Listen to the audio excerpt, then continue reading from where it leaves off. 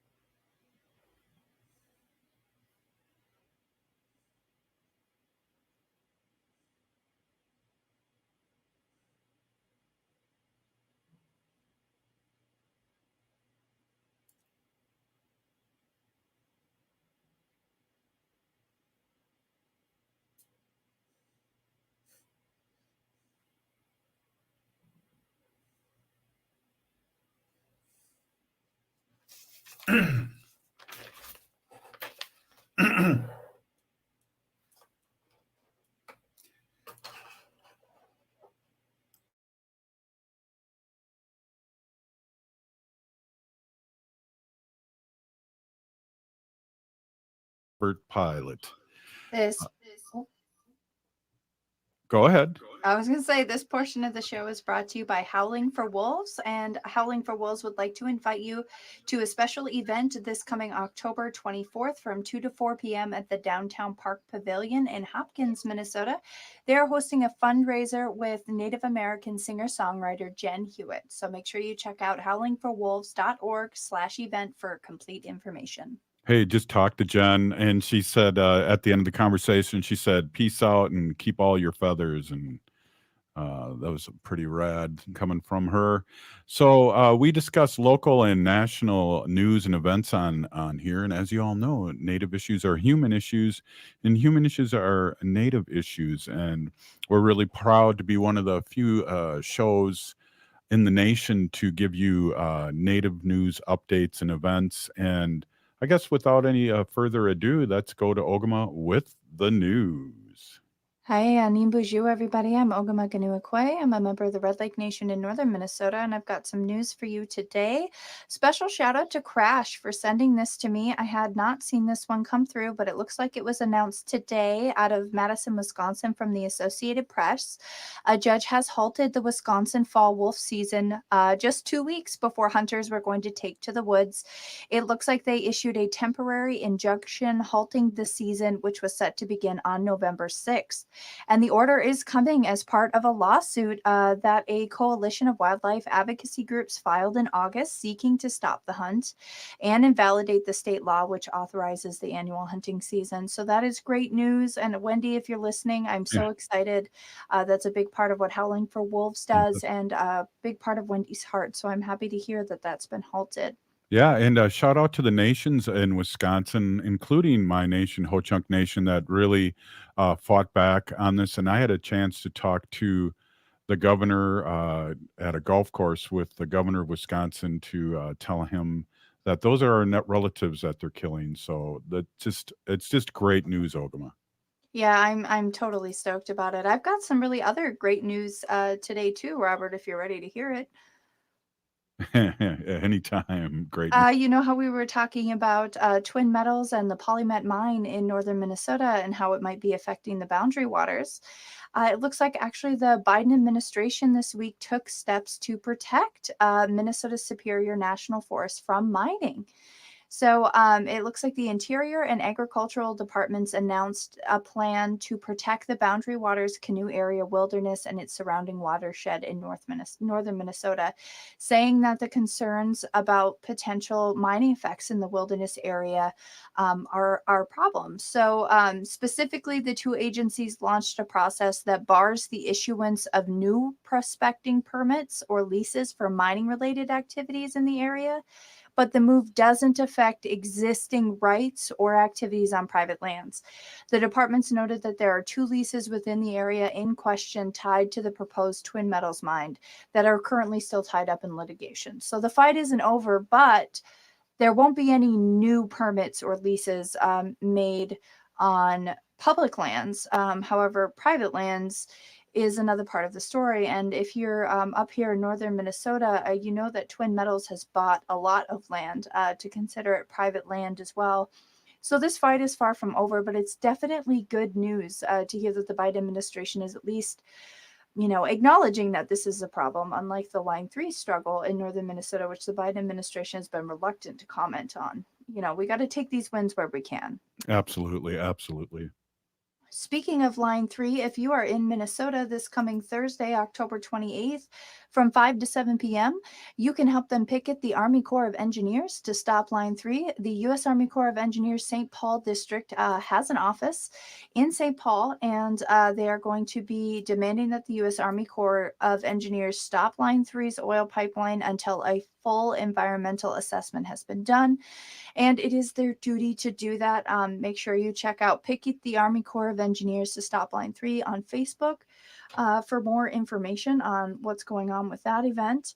And then Friday, October 29th at 3 p.m., the following day, also in St. Paul, at Concordia and Lexington Avenues intersection in St. Paul, MN 350, the Rainforest Action Network, Climate Movement Minnesota, and others are hosting a For the Future Stop Line 3 rally and banner drop in coordination with Free the Future, where young people across the world are rising to demand immediate end to the funding of fossil fuels. You can join that day in taking action, not only just to stop Line 3, but demanding a fossil-free future for our youth. That is something that we all really need to be considering here. That's hard to say, too. Yes, fossil-free future. It's Friday too. The other thing that I wanted to do here is to make sure that we're actually talking about Apache Stronghold and protecting what's known as Oak Flat. There was a case today. The Apaches in court asked to save their sacred land. So if you're not familiar with what's happening at Oak Flats. The Oak Flats, also known to the Apache, is Chichilbilgotil. See, that one's hard to say too. I'm so sorry if I butchered that, any Apache who are listening. It's a sacred site for the Apache people since before recorded history, and it's located in Arizona's Tonto National Forest. The federal government has promised to protect this place, but in 2014, it actually caved to pressure from special interest lobbyists and initiated a land transfer to a foreign-owned mining company with plans to construct a mine that would completely obliterate the site. The crater created by the mining company is estimated to be nearly 2 miles wide and over 1,100 feet deep. So that's roughly the size of the National Mall in Washington, D.C., and about as deep as 2 of the Washington monuments. Wow. They're just going to blow a hole in this sacred ceremonious sacred site, and the Apaches' religious ceremonies, their core religious ceremonies, are tied to this land. So the Apache Stronghold filed a lawsuit arguing that the destruction of their sacred land violates the Religious Freedom Restoration Act, the U.S. Constitution, and an 1852 treaty promising that the United States would protect their land to secure the permanent prosperity and happiness of the Apache. The final environmental impact statement was published January 15th of 2021, but it was later withdrawn on March 5th, just a few hours before the government's response was due in litigation, and that temporarily delayed the transfer. However, a federal environmental impact statement could be reissued at any time, which would then trigger a 60-day window in which the land must be transferred. And once that transfer takes place, the federal government can't do anything to protect it. So oral arguments before a 3-judge panel on the Ninth Circuit happened just this morning, October 22nd. So I'm really just, I don't know, at this point, desperate to hear what's going on with this. This is something that I've been following, and I haven't been able to talk too much about it on Native Roots Radio. But this is another really important thing that our people, our relatives, the Apache, are dealing with. If you're looking to get involved, the person who tipped me off to this to remind me that this case was coming up today, shout out to you, Adelita, is asking, or it looks like she sent me a link for the California Poor People's Campaign, which is a national call for moral revival. She sent me a link to their Facebook page, and they're doing a lot of different protect the sacred sites throughout the country. So that's a really interesting and cool page you can definitely follow.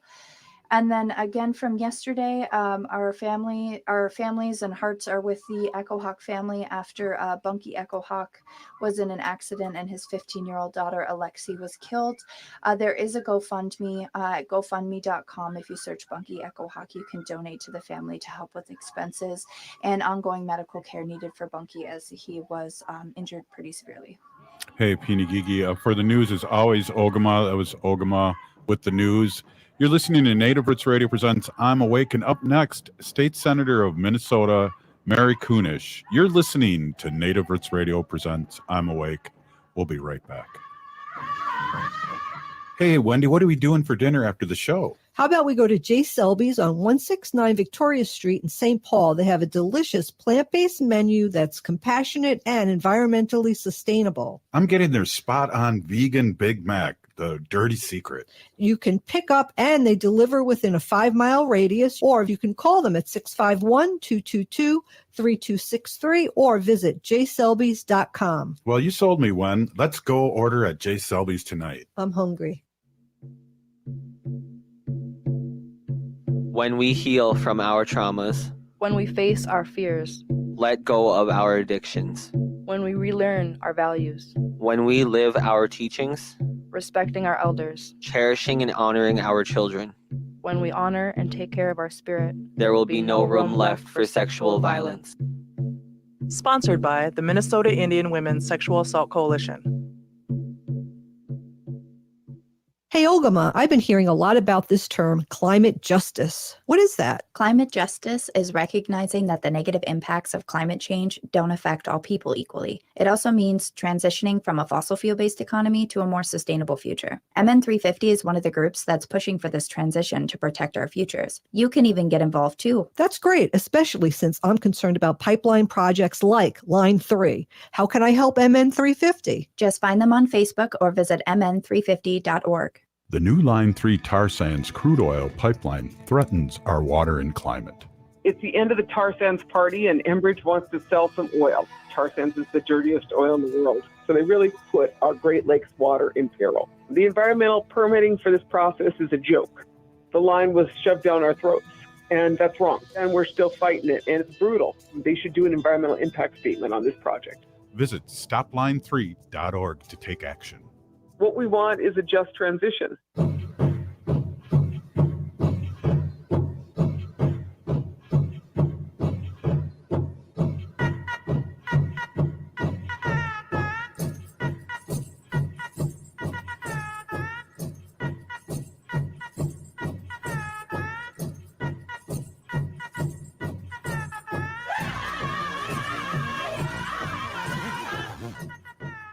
Welcome back to Native Roots Radio presents I'm Awake, and I am your host, Robert Pilot. This portion of the show is brought to you by MN350, a grassroots organization fighting for climate justice. You can get involved at mn350.org.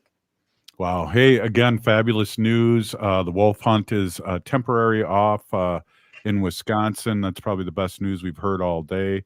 Wendy just texted me and said that it's fabulous news. I saw it at the Star Trib article today, so she's on top of it.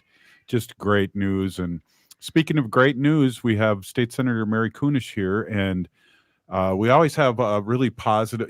I think you're the most positive politician we know, and that's really a compliment. Because it's you tell the truth and what's going on and what you're doing, and the struggles of our people. But it's also in a I don't know. I always feel good after I hear you talking about it, even if it isn't a good day. You make it a good day. So welcome, State Senator Mary Kunesh. Thank you, Robert. So good to see all of you this evening. Happy to be here. Thank you. You too. We got a little audio problem here. We're really hot here in a couple places. Go ahead, Mary. So it's been a beautiful day, a week in Minnesota. I don't know across the nation what your weather is like, but we're in the throes of change from the summer to autumn with that little chill in the air. I have, it's kind of interesting. Every morning my phone starts to ping, ping, ping, and it's my family members, my brothers and sisters from all over the country checking in and telling us what kind of weather they've got and what the temperature is. But we've been sharing sun rising pictures this past week, and they have been absolutely stupendous. So wherever you are across the nation or Canada, wherever you're listening, I hope you're having sunrises like we're having in Minnesota, because they are colorful and they're vibrant, and some of the cloud formation is just unbelievable.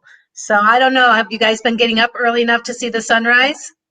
Heck yeah. I can't help but get up early, you darn it. And then I got meetings from 8 on. So if I want to get my 10,000 steps in, Mary, I have to be up at 6:45, 7 o'clock. Wow. Well, I'm glad that you're up early when we're all up early. I know for you and for me, it's really different because we're not getting up to go to school. We're just getting up to do the other work we decided to do in our retirement. So it's a different world out there. Yeah, it definitely is. So what have you been doing? I talked to Heather Keeler. I want State Rep Heather Keeler, and she's I don't know. She must be 30 years younger than us, because she's just going, and she's got it starting a business. And I mean, I'm just trying to chill out here, and you are working 24/7 too. So I mean, how does she do it?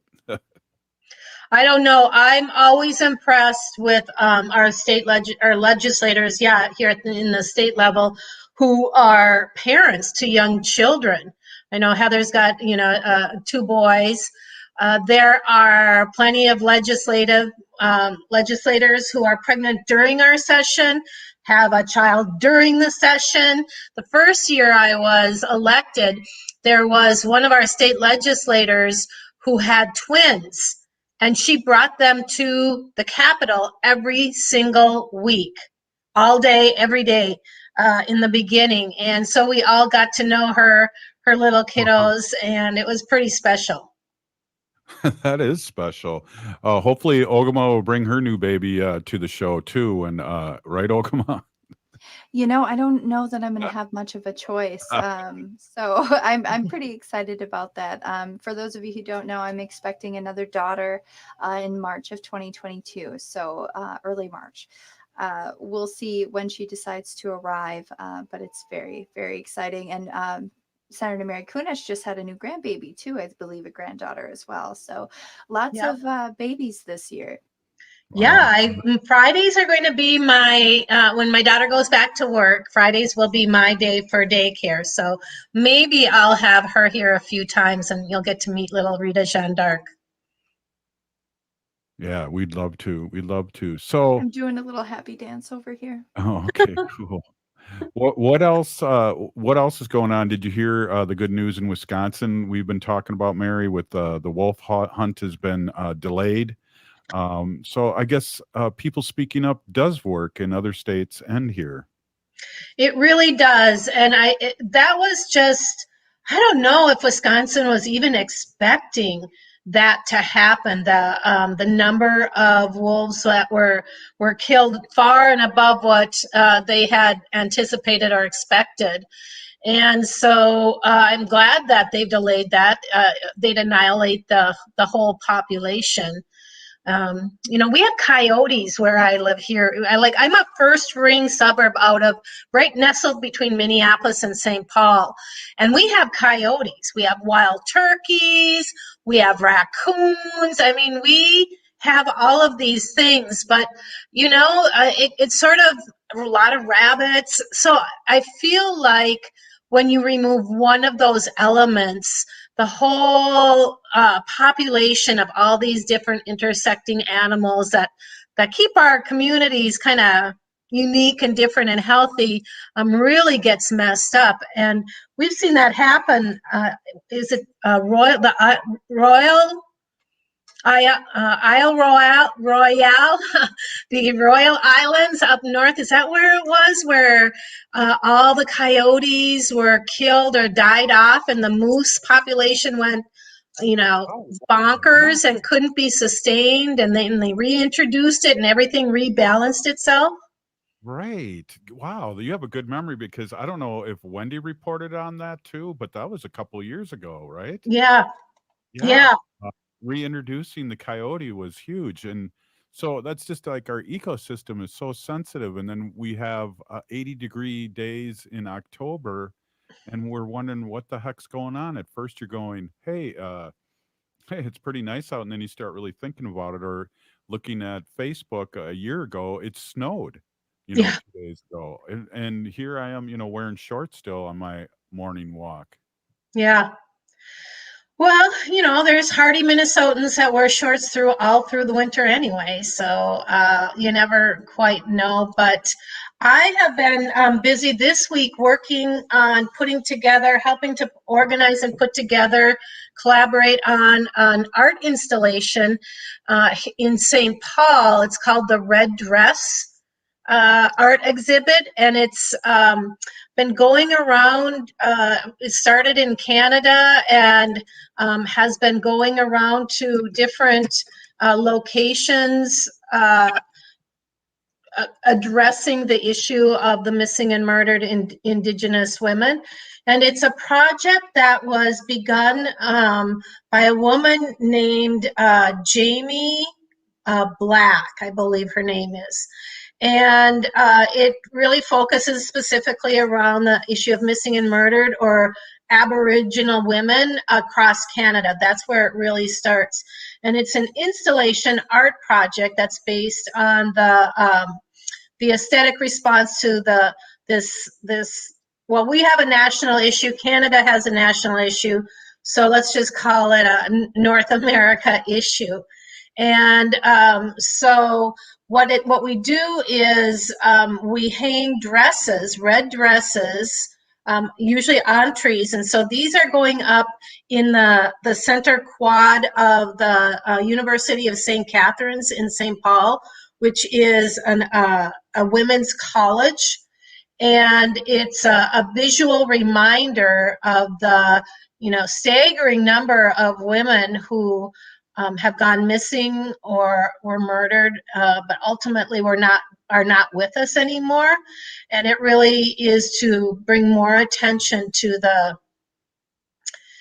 gendered and the racialized nature of violent crimes against our Indigenous women. And we really want to,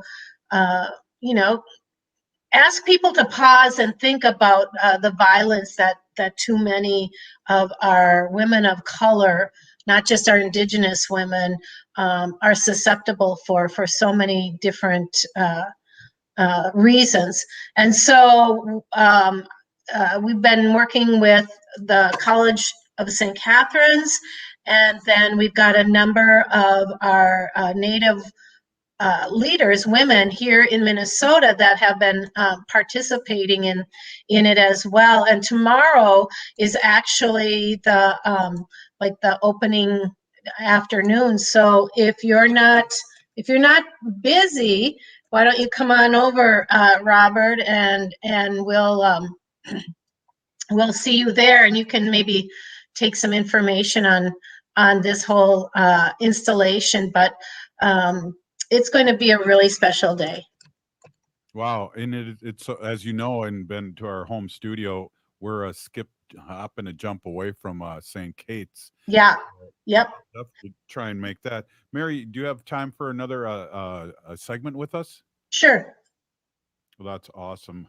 Hey, we're here with State Senator Mary Kunesh, and you're listening to Native Roots Radio presents I'm Awake, and we'll be right back.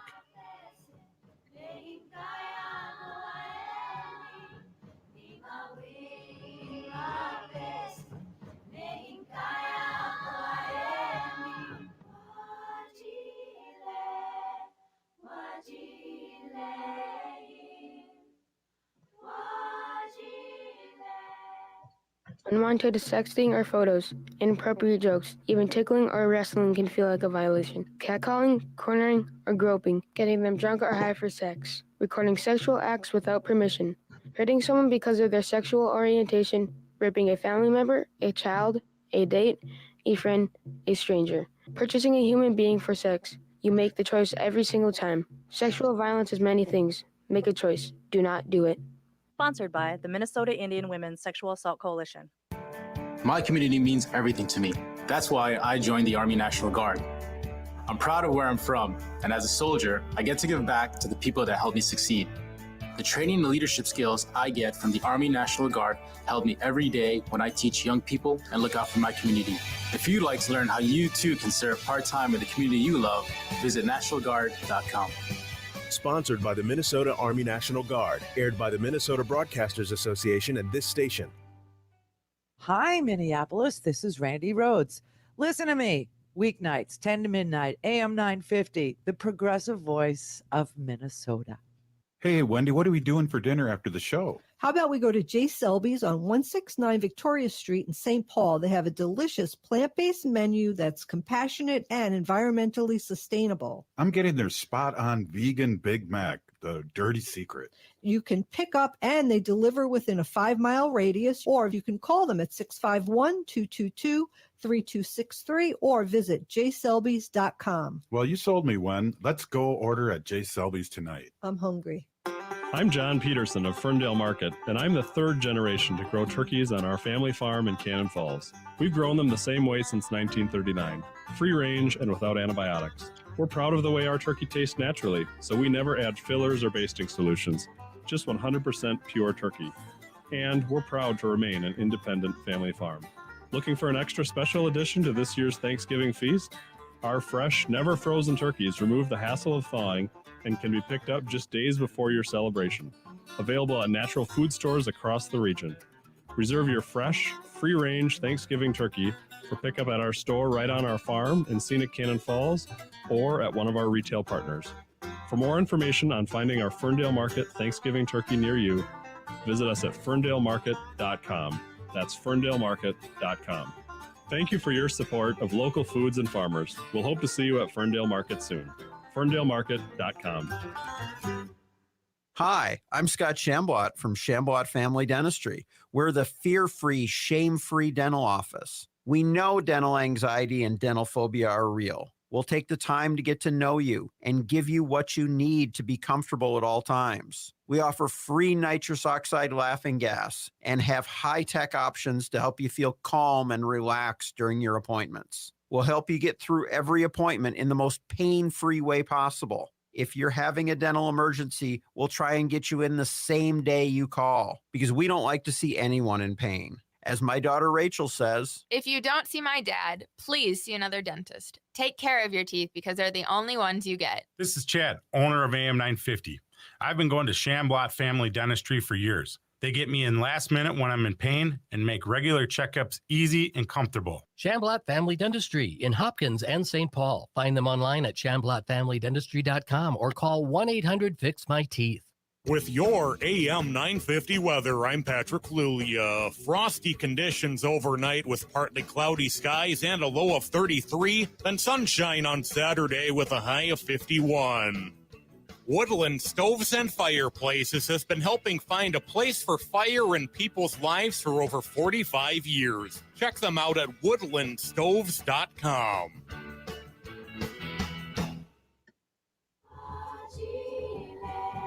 You're listening to Native Roots Radio. This is Spirit from Reservation Dogs. Get up and listen.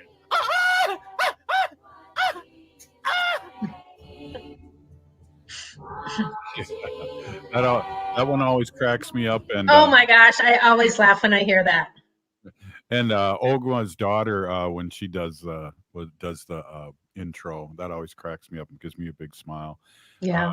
I got a chance to see a Tribe Called Bread, which are now called the Hallucination, and I'll be doing a little bumper with them. They did a nice little thing for me. I just have to throw some of their music on it. But yeah, it's fun creating and all that. But so yeah, I can't wait tomorrow to swing by St. Kate's on my walk and check that out. It's 2 whenever p.m. yeah, say that 2 p.m. Whenever I see an installation like that, whether it's a picture of a red dress in a tree or hanging somewhere, it really, really hits me. It is really thought provoking. And what was beautiful was on Wednesday we had rain. Thursday we went over and we prepared the ground at the university for it. So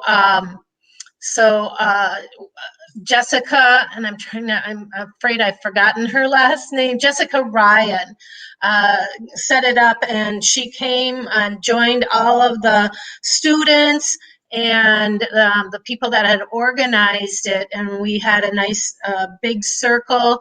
We talked about what it meant, what these dresses meant.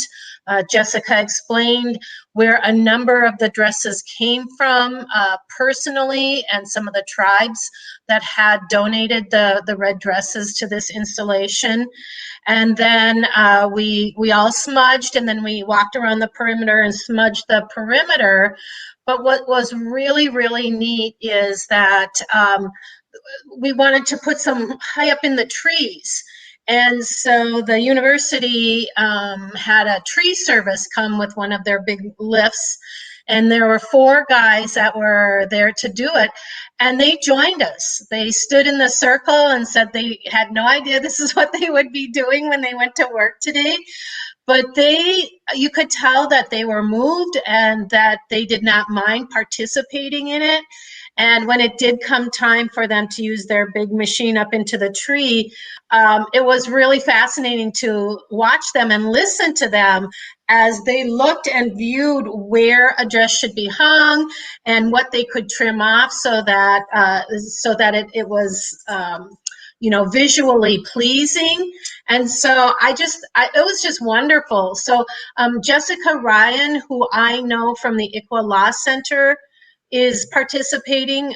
Justice Ann McKeag, she will be there tomorrow as well.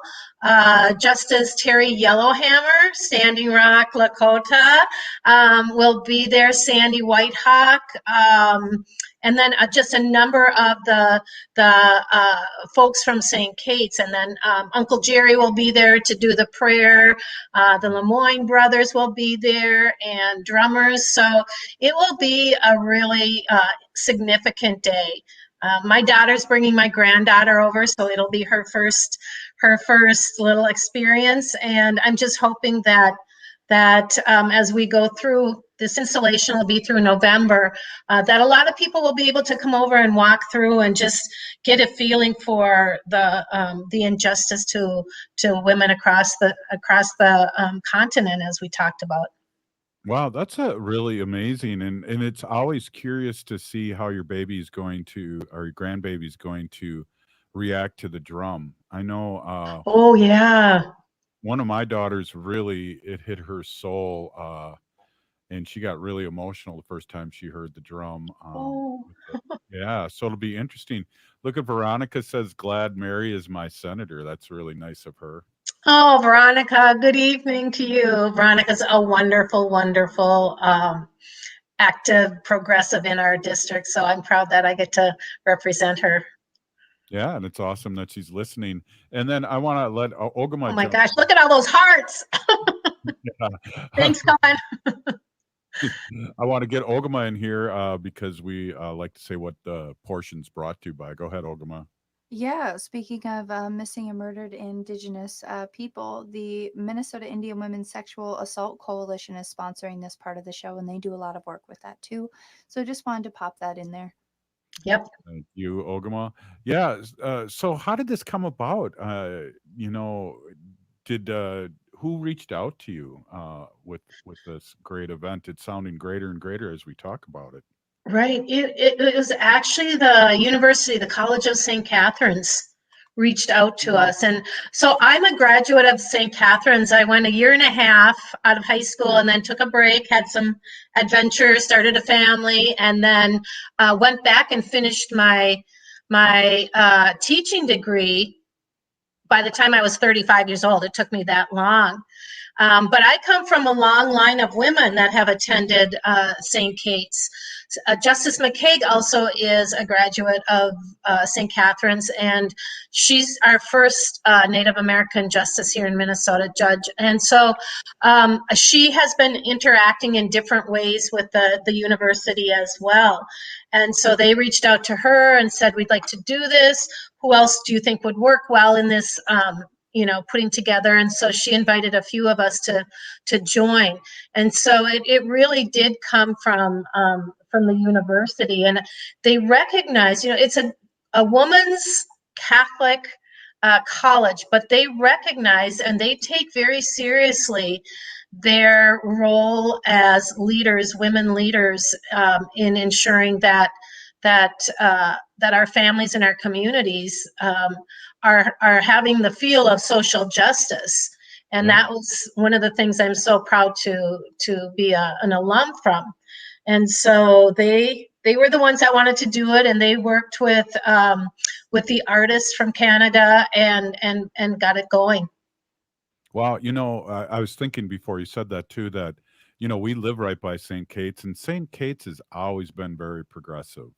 Always. And I don't know if you remember way back when it was St. Thomas was all male and St. Kate was all female, and then St. Thomas became a university. I don't know, it was the early 70s and they had women, but St. Kate's remained all girl, which you think about it, it's like, oh, but that's not very progressive. But you know what? They are very progressive. It was the best place for me as an adult woman, and I went to weekend college. And I had a sister, and my youngest sister was a full-time student there. So I would bring my kids over on the weekend, and she would babysit them in the dorms while I went to class. Wow. But it was, and there were guys in our class for those kind of classes. I think they were mixing them up by then.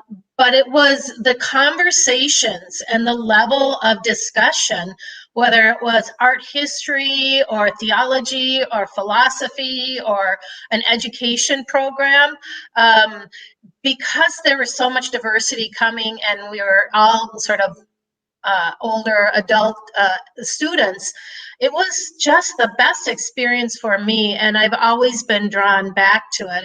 And like I said, from like my grandma attended that, my aunts attended that, my great aunt attended St. Kate's, my cousins, my sisters, and we have a legacy there. And I don't think there's a one of us that regret or said, oh, I wish I would have chosen something different, because it really does speak to the whole person as a woman and the values of this world.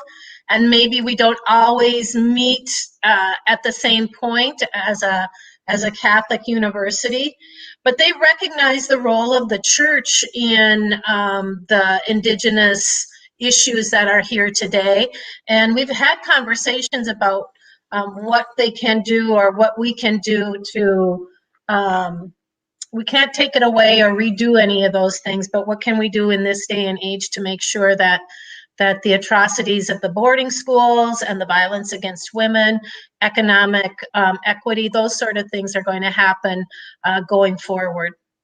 Well, that's really obvious in what's going to happen Saturday, isn't it? It's just like there it is right there, in it, proof reaching out to a Native woman, and then you knew how to make it good in a good way, and that it sounds fabulous. Yeah. It took all of us, let me tell you, it took all of us. It was not just, again, the university wasn't saying, oh, we're going to do this exhibit. If you guys want to come in, show up, blah, blah, blah, token Native women. No, they asked us from the very, ground up, what should we do? How should we do this? Who should we ask to participate? And it's going to be when we started the installation on Thursday, I was already very emotional, as you can imagine. Yeah, definitely. Well, we got Ogimaa back, and I wonder, Ogimaa, do you have a question for Mary, or have you been able to listen to the conversation? It's pretty exciting and intense. Almost reminds us a little bit of what went on in the Capitol during the red dress and all those beautiful red dress cardboard cutouts and murdered and missing Indigenous women. Yeah. Right. Yeah, that was a spectacularly beautiful event that I believe was designed and helped put on by Mr. Rory Wakemup, who's Yeah. a fantastic artist as well. I mean, there's a lot of work that a lot of different organizations are doing all over Turtle Island when it comes to our missing and murdered Indigenous women, girls, and relatives. And this is not something that's going to go away. So I'm really excited to see so many people getting involved and so many different levels of people getting involved with these sort of events to draw attention and awareness to this, because this has gone on for far too long. And it just brings me so much hope to see places like St. Kate's, St. Catherine's. Yep. Yep. Okay. Either one works. Either one. They're the same place. You're- Okay. Yeah. If you're older, and when I was a kid, it was St. Catherine's, but if you were younger, it was St. Kate's. Okay. Fantastic. That was my question there. But it's just, I mean, it's amazing. And I know Nancy Bolio had commented on our video with the link to this, and I had seen it stop through earlier today and I didn't mention it. So I'm so glad and grateful to you, Mary, for bringing that up too, because I had just heard about this yesterday and then hadn't even gotten a chance to mention it yet. Good. Well, I'm glad the word is getting out there. We got another segment, and Wendy's not here. Do you want to hang on, or do you got places to go? No, I can stick around for a little bit longer. At least howl with us then, right? Okay. Yep. Okay, cool. Hey, you're listening to Native Roots Radio presents I'm Awake, and we have a bonus segment with State Senator Mary Kunesh. You're listening to Native Roots Radio presents I'm Awake.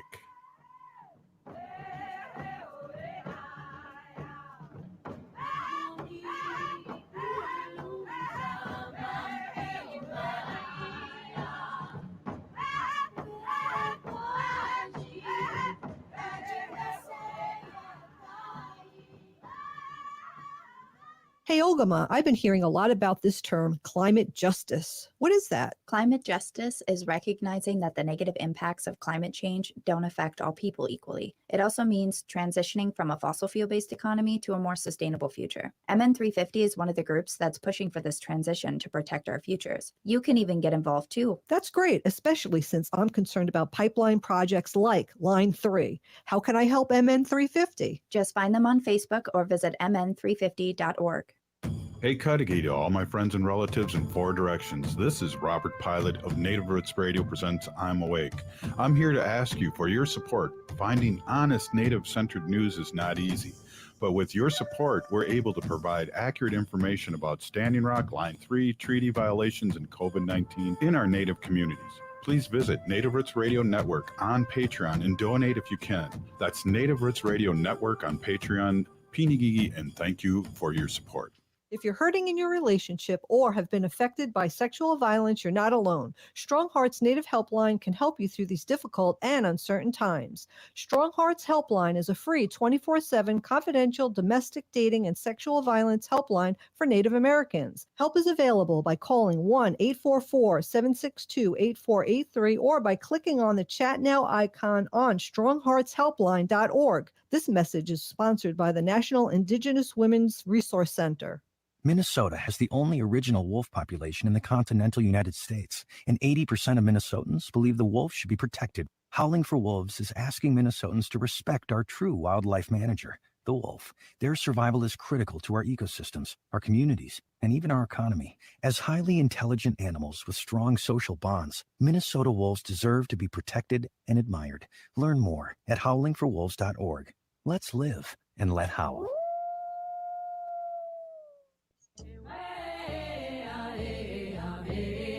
Hi, I'm Jane Fonda, and you're listening to Native Roots Radio.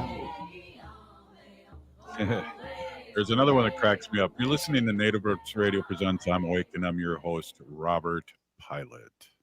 The sponsor for this portion of the show is Howling for Wolves, and they would like to invite you to their outdoor fundraiser this coming October 24th from 2 to 4 p.m. I believe that's this Monday. Let me look. Today's Friday, and today's the 22nd. Sunday. So this is Sunday.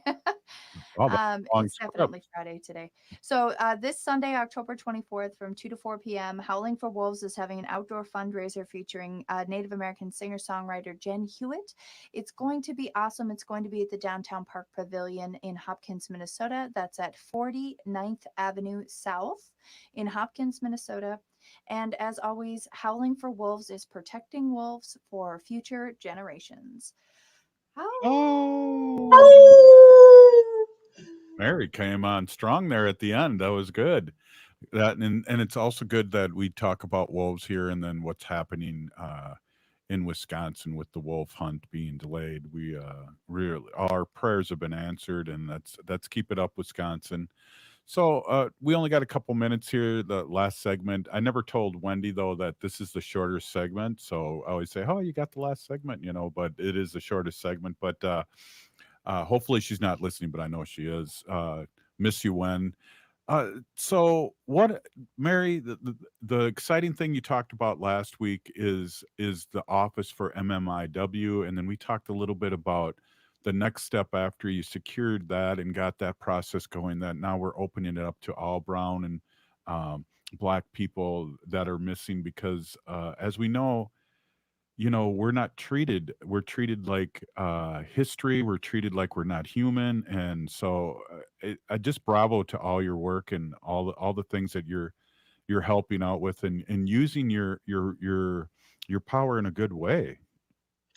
Well, I just feel like I'm very fortunate to be in this place, in this space, in this time, and be able to have the ability to influence decision making and leadership in our state.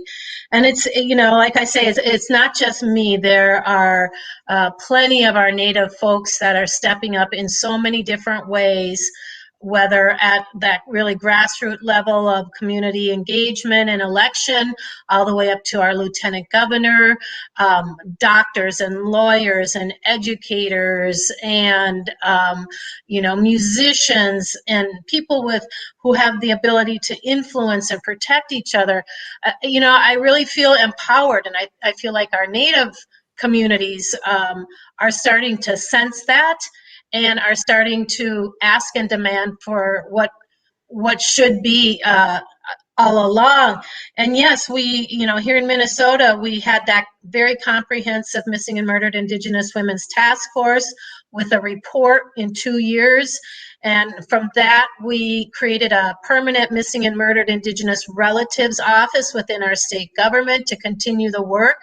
But knowing that it's not just our Indigenous women and children that are the most vulnerable, we also created a Missing and Murdered African American Task Force, and that was carried by Representative Ruth Richardson in the House, and I carried it in the Senate.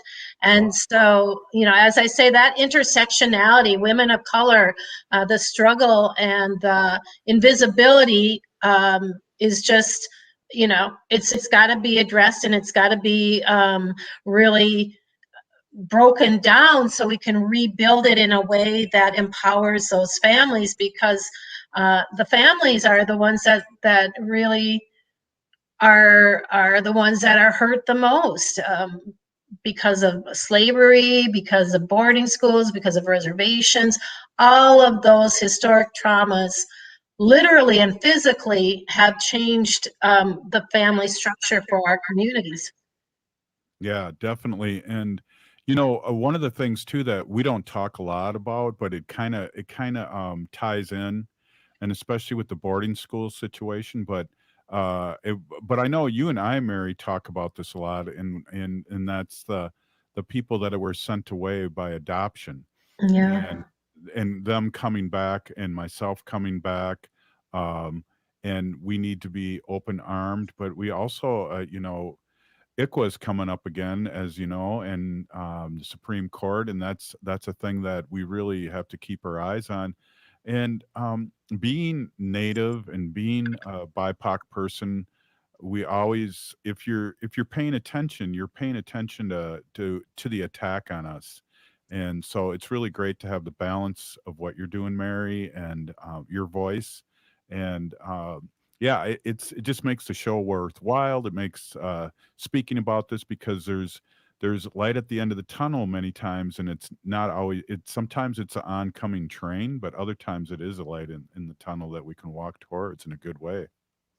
Absolutely. When you talk about the issue with the child removal, Minnesota has the highest level of child removal across the nation. And there is a woman, I mentioned her early, Sandy Whitehawk. I met her through the ICWA Law Center. Whoops. Yeah, definitely. Are you getting a feedback from me? No, we're Oh, not. okay. Well, I'm hearing it, but I'll just ignore me. And she is part of that documentary Blood Memory, Yep. the story of removal and return. Mhm. And it takes place, it talks about the untold story of American Indian adoption era. You know, at a time when nearly 1/3 of our children were removed from tribal communities nationwide, we have put in place the ICWA Indian Child Welfare Act, and it's not followed, and it's not um, acknowledged in a way that it should. It's a federal law. And so as there are more and more challenges to the Indian Child Welfare Act, there have been ways that different communities and especially adoption survivors have come together to help each other sort of mend from that historical trauma. And so Sandy Whitehawk, Sinkanu Lakota, is the founding director of First Nations Reparation Institute. And she was adopted out at the age of 18 months of age, and it took her a long time after years of struggling with abuse and recovery and addiction, that she was able to, put the pieces together of herself. And then she went and reclaimed her Lakota identity and has worked on this documentary called Blood Memory. I think it's been playing on public television channels. We've had it here in Minnesota a number of times. Yeah, I got to go out to Michigan with her a couple of years ago when it was for a sneak peek. She and I and Justice McCaig and some of the ICWA staff went out to Michigan, and it was very emotional. But you know what? When I started to put together the legislation for the Missing and Murdered Task Force, I thought about how they set it up, how they went to the community and asked for the community to be the one who put it together. And so a lot of the work that we did on the task force was based off of the process of that adoption reunification process that she did. So we work off of each other's work. That's right. And I want to just mention two things. She has a powwow every year, and people from all over the country come to adoption powwow here in the Twin Cities that I've had the opportunity to go to. And we're down to 30 seconds. So we want to give a shout out and a happy birthday to Uncle Marty Ogimaa.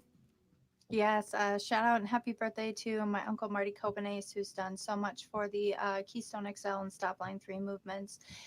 We just really respect you and sending you love and hoping that you have a great day today.